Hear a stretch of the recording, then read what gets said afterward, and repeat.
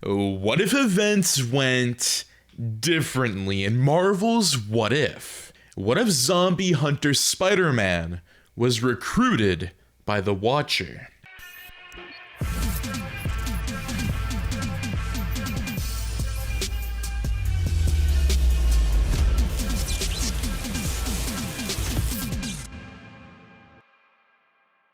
Welcome back, my fellow watchers of the multiverse, to another brand new Marvel's What If episode. And it's so strange because we're doing a what if on a what if. A lot of people were asking me, are you going to be doing what if the Watcher recruited zombie hunter Spider-Man? And I thought about it for years and years, and then I finally was like, well, you know, after like 3 years, I finally have an actual really good story to tell here. And so, my fellow watchers, again, do make sure to subscribe, like, share, and turn those notifications on. But again, let's dive into the brand new Marvel's What If episode. The Watcher saw the battle before him, and he knew that he had to do something fast. Ultron Infinity was gaining the upper hand, and if care was not taken, he would soon defeat the team he had assembled. The Watcher was at a loss of what to do, but suddenly he remembered that he needed to have hope, and an idea came to him. The thought of the concept of hope reminded the Watcher of a particular universe he had witnessed. In that universe, Earth had been mostly overtaken by zombies. In fact, only 2 people and 1 head remained, and they weren't already zombified. The Watcher had a crazy idea, and he knew that he had to go along with it. When he casted his eyes towards the battle again, he saw that Captain Carter, Killmonger, and the rest were already beaten and bruised, and he knew that he had no other choice. The only person that still stood toe-to-toe with Ultron was Dr. Stephen Strange, but the Watcher knew that he would not last long against the Infinity Stones. The Watcher immediately signaled to Dr. Strange, who understood. Dr. Strange casted a spell and locked Ultron in the mirror dimension. This was going to buy them time for a few moments, and the Watcher knew it. This was why the Watcher immediately teleported Dr. Strange and the other heroes to the quantum zombie Earth. More specifically, he took them to Wakanda. It would take a while before Ultron traced them and teleported to their location. Location? Wakanda. Peter Parker was surprised when he heard a loud bang outside the building. He seriously hoped that Wanda had not found them. However, when he and Black Panther went to investigate, they discovered something strange. It was actually a group of people who looked strangely familiar. Peter saw a woman dressed like Captain America, and Black Panther saw Killmonger, dressed in vibranium. Before any conflict could arise, Dr. Strange calmed their nerves and offered an explanation. Even though the person before them looked exactly like their Dr. Strange, Peter and the Cloak of Levitation were creeped out about him. There was something mysteriously dark about him.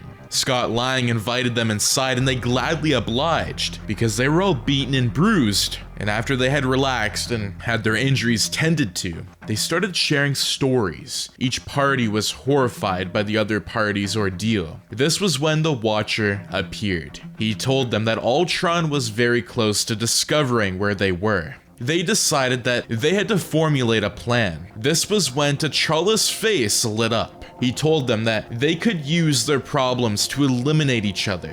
When they asked him to explain, he stated that they should lure Ultron here and make him face off with Wanda and the zombies. This made a whole lot of sense to the team, and they decided that they should carry it out. However, there was an issue. They needed someone to lure Wanda and the zombies to Ultron. Without any argument, the Watcher stated that Peter was the right man for the job. Peter then protested, but the Watcher countered everyone, and he told Peter that he watched all the events of his universe, and there was one remarkable thing that he discovered: hope.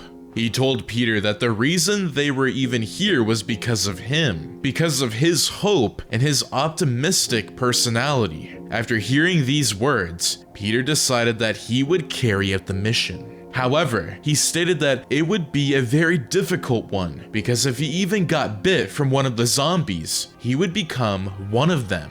The Watcher told Peter that he had a solution for that, except that it would be very risky. Peter was very curious, and he asked the Watcher what possibly could protect him from the quantum virus, and he was met with a more puzzled answer. A symbiote, the Watcher said. After making the suggestion, the Watcher had gone on to explain what a symbiote was. Peter and Scott Lang were very fascinated. The Watcher called the particular symbiote Venom, and Peter felt like he should know it. The Watcher stated that he had already broken a lot of rules by interfering, and he figured that one more would not do harm. He told Peter and the rest that the symbiote would bond with Parker and grant him extreme regenerative properties. He also stated that it would help Peter in protecting an extra layer of protection against the quantum virus. Peter was starstruck. He then looked at Scott Lang, and they had the exact same thought. If Venom's regenerative abilities were as good as the Watcher painted it out to be, then it could help their universe. They could even use it to invent a cure for the virus. This was very good news for them. However, the Watcher warned that there were several things that could go wrong, that there were several deadly risks. The Watcher explained that the Venom symbiote might not be compatible with Peter, and this would result in him dying. He also stated that even if they were compatible, that the symbiote might take complete control over his body and his mind. This was very scary to Peter, but one thing gave him courage. He knew that it was his responsibility to save his universe. It had to be him. He had already promised his friends that he would avenge them. "I'm ready to do this," Peter said. Location: ruins. The battlefield was set now. Peter was now clothed in the Venom symbiote. Peter felt quite different. He felt immense power, and it was terrifying. It was as if he was occupying someone else in his own body, and of course, he was Venom.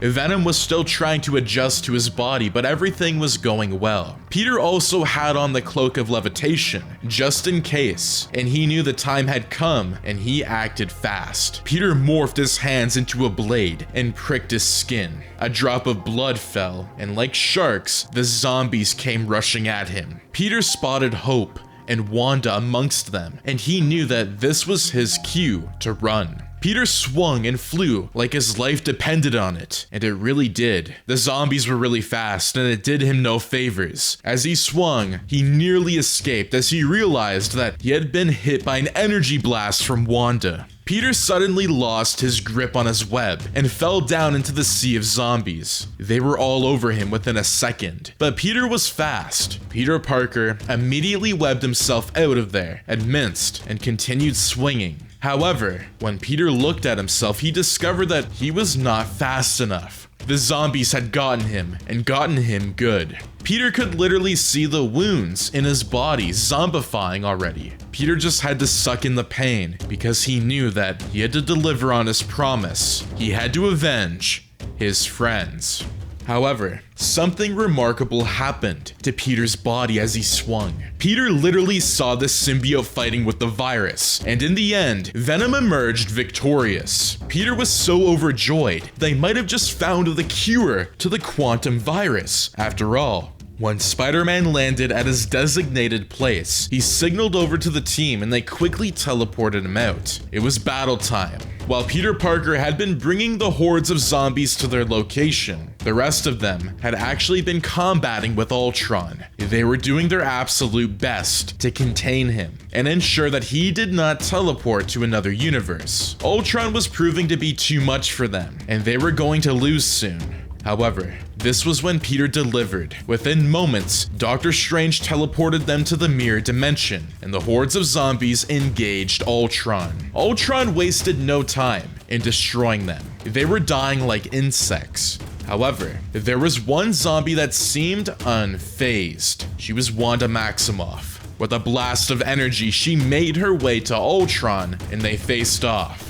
The match between Ultron and Wanda was a sight to behold, even for the Watcher, who had seen billions of showdowns. Wanda fought with so much passion, and this was also due to a little trick that Doctor Strange did with the Mind Infinity Stone that Peter had. Even though it was sort of a dark and sad one, Doctor Strange had used the Mind Stone to project Ultron killing Vision, and this set Wanda off. She fought with all of her might. Even Ultron with the Infinity Stones looked like he would be soon overwhelmed. Wanda threw everything that she had at him, but somehow stood his ground. Suddenly, he grabbed the Power Stone and Space Stone and used it to punch her into a different universe. This gave a very battered and wounded Ultron a chance to breathe, but that was all he got. One breath. This was because Wanda suddenly came back in full force to continue the assault. She immediately stripped Ultron of all of the Infinity Stones and blasted him into smithereens. There was no coming back from that. Ultron was gone. The Watcher heaved a sign of relief, but it was not over yet. Wanda watched as the body of Vision disintegrated before her eyes, and she knew that she had been tricked. She immediately looked and locked eyes with the Watcher. Her face quickly contorted into that of rage, and even though that she was badly wounded, she looked like she still had gas left in the tank to fight. However, the Watcher never got to find out what would have happened, because at that moment, Wanda faded away. It did not take them long to discover who was the cause of her demise. This is because standing before them was a zombie-infected, 8-foot-tall titan called Thanos, and he was wielding not one but two Infinity Gauntlets, with only the Mind Stone missing from his right hand. Thanos had already collected all the Infinity Stones in this universe, except the Mind Stone that was currently with Doctor Strange. He had arrived on Earth to get the Time and Mind Stone, but he and his fleet had gotten infected with the zombie virus. Even though he was a shadow of himself, he still had that strong desire, the drive to get the Infinity Stones. The perfect opportunity had presented itself when Wanda had killed Ultron. Thanos had quickly grabbed the Infinity Stones. Using the other reality stone that he had, he made another gauntlet. Thanos felt tremendous power, but he did not feel complete. He wanted the Mind Stone. He wanted to have all the Infinity Stones. That was his purpose. This was why Thanos charged at Doctor Strange, but luckily the others had his back. They engaged in battle, but they quickly discovered a fact. Thanos was just a mindless monster, and his entire purpose was to get the Infinity Stone. Doctor Strange discovered this and came up with a crazy idea. This was because he did not want any more people to die. Even though Thanos was a zombie, he still was very dangerous, and almost everyone was already beaten up and battered. Strange blasted all of them back and told them to stand back. After this, with much protest from his teammates and looks of betrayal and disbelief, Doctor Strange gave Thanos the Mind Stone. Thanos gladly collected it and wore it on the gauntlet. He now had 2 complete sets of Infinity Stones, and he was overflowing with so much power. Zombie Thanos screamed in triumph, but soon his scream turned to that of agony. The power of 12 Infinity Stones was too much for even the Titan to handle, and the quantum zombie virus had greatly weakened him. Within seconds, Thanos combusted and faded away. The team looked at Doctor Strange in disbelief, but he just tapped his head to signify that it was his plan all along. However, as they talked, Killmonger sneakingly approached the Infinity Stones to grab them, but Peter's cloak of levitation was too fast for him. It swooped up Killmonger and restrained him to his dismay. The team then signed in relief and victory. They had won 3 different battles today, and they also luckily escaped one. The Watcher congratulated them and thanked all of them as he transported all of them back to their respective universes. As a parting gift, he left a set of Infinity Stones in the symbiote with Peter, Black Panther, and Scott Lang in order for them to figure out how to restore their universe. Even though the experience was life-threatening and the battle really close, the Watcher felt good about interfering, and he decided that he might start doing it more often. Peter looked at the Infinity Gauntlet and he took it, knowing what he needed to do. And that is going to be what if the Watcher had recruited Zombie Hunter Spider-Man in Marvel's What If. Now, what did you think of this What If video? Again, thank you so much for watching this one. I really wanted to do something brand new. I wanted to bring in the symbiote because I thought, well, you know, we've seen different variations of the cloak of levitation on Spider-Man, and there was a concept that I saw within one of the comic books, and I was like, you know what? We're gonna make the Watcher gift Peter the symbiote. I think that would have been really cool to see in season 2 or 3, so I really wanted to do it in my story. But again, thank you so much for tuning in. Do make sure to subscribe, like, share, and turn those notifications on so you and your friends are all up to date with the latest content. But thank you so much for tuning in, and I'll see you in the next video. Take care and have a fantastic day.